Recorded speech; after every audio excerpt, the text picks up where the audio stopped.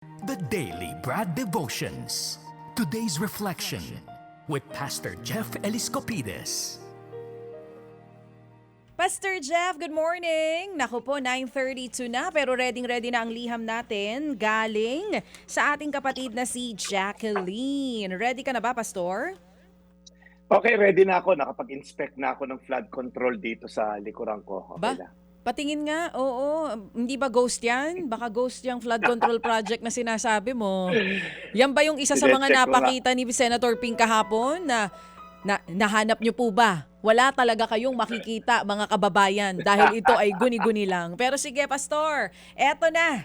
Habang ikaw ay walang flood control project dyan sa Rizal, ito naman ang problema ng ating letter sender na si Jacqueline. Sabi niya dito, Pastor Jeff, ako po ay 9 na taon nang nagtatrabaho sa isang logistics company. Finance department ito at ang siyang nag-check ng liquidation sa ilang gastusin ng kumpanya katulad ng pagbili ng mga kahon at plastic na ginagamit pang deliver at gasolina ng mga sasakyan. Sa trabahong to, nakilala ko ang aking best friend. Siya ang nakikinig sa mga reklamo ko sa opisina. Sumbungan ko ng hinanakit sa mga katrabaho at maging problema sa pamilya minsan ay naikukwento ko sa kanya. Siya ang matalik kong kaibigan. Mabait siya, Pastor, at marunong makisama. Pero natuklasan ko na madalas siyang mandaya sa kanyang liquidation. Ako kasi ang sumusuri at nag-o-audit ng mga gastusin ng department na kinabibilangan niya. At napansin ko na ibang resibo ang ipinapasa niya. Yung iba nga gawa-gawang resibo lang. At ang mga pirma halatang peke. Noong nakaraang taon, magsimulang napansin ko ito. Noong una, pinalampas ko ito sapagkat naisip ko, baka mali lang yung duda ko. Pero naulit.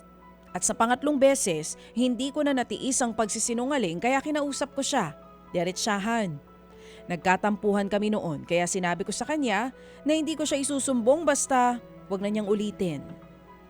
Kaya lang, Pastor, inulit niyang muli at sa pang-apat na pagkakataon, mas malaki na ang halaga na dinadaya niya sa liquidation. Mahalaga sa akin ang pagiging tapat sa trabaho. Maganda ang sweldo at benepisyo ng kumpanya kaya gusto kong ibalik ang maayos sa trato nila sa kanilang mga empleyado. Sa pamamagitan po ng maayos sa pagtatrabaho para sa kanila. Pero yung ginagawa ng kaibigan ko, hindi ko kayang palagpasin. Gustong-gusto ko na siyang isumbong sa HR dahil mali nga yung ginagawa niya. Pero nagdadalawang isip ako dahil natatakot ako na yon ang maging mitsa ng pagkasira ng aming samahan. Ano ba ang dapat kong gawin? Palampasin ang ginagawa ng aking kaibigan at ipagdasal siya na magbago o isusumbong ko siya sa management dahil baka pati ako ay masilip sa aking pinapalagpas sa kamalian sa liquidation at baka madamay pa sa nangyayaring pandaraya. Anong say mo, Brad? Yan nga si Jacqueline. So, nagtatalo yung kanyang relationship dun sa kanyang katrabaho na very close niya at yung tiwala naman na dapat pag nagtatrabaho tayo, pinagkatiwalaan tayo, pinasusweldo tayo, tapat nating ginagampanan ng ating trabaho. Anong say mo sa mga ganitong issue, Brad? Ano banda't mauna? Yung bang tiwala ng kumpanya sa'yo? O yung tiwala sa'yo ng kaibigan mo na hindi mo siya isusumbong sa mga ganitong eksena? Pastor Jeff? Gusto ko lang tanong kay Jacqueline, saan ba nagtatrabaho yung kaibigan niya? Sa kongreso ba? Hindi, joke lang, okay? Ikaw talaga. Oo. Talaga, nagiging komentarista. Sige, sagutin na natin yan. Wala na tayong oras. Well, ang sitwasyon mo, Jacqueline, ay mabigat. Of course, may conflict kasi friendship ang involved. At the same time, integrity mo. Madalas nangyayari sa workplace na alam mo yon, you're torn, may dilema ka, namimili ka, paninindigan ba yung tama or pagtatakpan mo yung kaibigan mo na, of course, relationship ang nakaalang-alang. Saludo ako sa pagiging tapat mo at responsable sa trabaho. Pero tanda mo, Jacqueline, ang integridad ay napakahalaga. Hindi lang sa kumpanya, kundi, of course, sa mata ng Diyos. Sabi sa Kawikaan 10:9, may kapayapaan ang taong namumuhay ng matuwid. Ngunit ang masama ang pamumuhay ay malalantad. Ako po, may exposed daw. Dapat ginamit ni Senator Pinto kahapon eh. Ang problema mo, hindi lang tungkol sa papeles o liquidation, Jacqueline.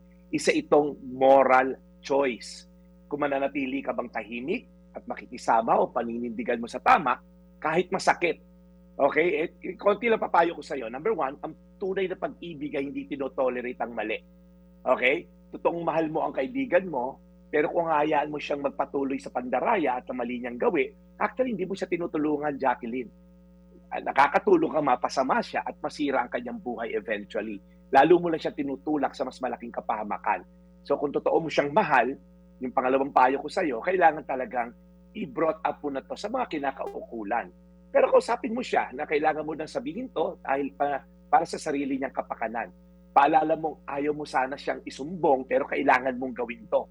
Mahirap isumbong kaibigan pero tandaan mo, may mas mataas kang pananagutan at iyon ay sa Diyos. Sa sarili mong konsensya at sa pamilya na umaasa sa iyo. Friendship should never be above integrity. Tandaan mo yan, Jacqueline. At sa huli, sa dulo, masakit man, pero may kapayapaan ka kapag pinili mo yung tama. At tandaan mo, tingin ko naman, kung talagang siya, alam niyang may concern ka, patuloy niyang ginawa, hindi ka niya tinuturing na kaibigan actually, Jacqueline. Maniwala ka sa akin. Kasi kung kaibigan ang turing niya sa'yo, pinaniwalaan niya yung concern mo at pagmamahal mo sa kanya. So kahit mawala isang kaibigan dahil sa paninindigan mo, okay na yun kasi hindi ka iiwan ng Diyos kapag ikaw ay nasa panig ng katotohanan. Kawikaan 10:9, Jacqueline, may kapayapaan ng taong namumuhay na matuwid, ngunit ang masama, ang pamumuhay, ay malalantad. Tayo manalangin. Lord, salamat sa pagsulat ni Jacqueline, yung kanyang dilema. The fact na binurot up niya to sa amin, ibig sabihin, nakokonsensya siya. So salamat, Lord, sa Holy Spirit that will guide her into all truth, na ang pag-tolerate sa kasamaan ay nagiging kasalanan din ng taong nagto-tolerate. If you see someone is sinning at wala kang ginawa, ito'y kasalanan din pag ikay nanahimik. Kaya Panginoon, salamat din sa mga tao, Lord, na nakikinig ngayon, na patuloy na ibubunyag kung anumang kasamaan ang mga nangyayari sa aming bansa, sa opisina, o even sa pamilya. Salamat, Panginoon, sa mga naglalakas loob na katulad ni Senator Ping Lacson. Biyayaan mo siya ng boldness and courage. At nawa, Lord, marami pang sumama sa kanyang adikain na mga public servant at hindi self-serving na mga politician namin. Thank you, Lord, dahil at the end of the day, expose mo yung truth. At sana lang, Lord, ang aming justice system ay talaga mapatawan ng karampatang, hustisya, mga taong nagkasala. Sa pangalan ni Jesus, Amen. Amen. Amen. Panginoon, muli po salamat na marami sa amin po pakikinig sa napakagandang mensahe mula kay Brad Jeff. We pray, alagaan niyo po lagi si Brad. Bless his mission. Lord, salamat po muli sa araw na ito. In Jesus' name we pray. Amen. Amen. Salamat na marami, Brad. Ganda. Thank you very much sa iyong paalaala doon sa ating letter sender. Kapag mahal mo, hindi mo ito tolerate ang wrongdoing. Sabi nga ni Pastor. Di ba, Pastor? Okay, Brad. Yes. Sige. So, Brad, salamat na marami sa iyong pangunawa sa amin, ha? Pasensya ka na. Ngayon, 9:00 pasado ka na bago natin napakinggan ang napakagandang balita na nanggagaling sa iyo. Salamat na marami, Brad, Bravo. sa haba na iyong pasensya. We're here to serve the people. Kailangan marinig po ng taong bayan yung mga sinisiwalat na ating mga concern na politician. Pagtuloy po natin pagdasal ang ating bayan, dahil alam natin at the end of the day, justice will prevail in the heavenly realm. So salamat lang, Stephen Yang, for listening.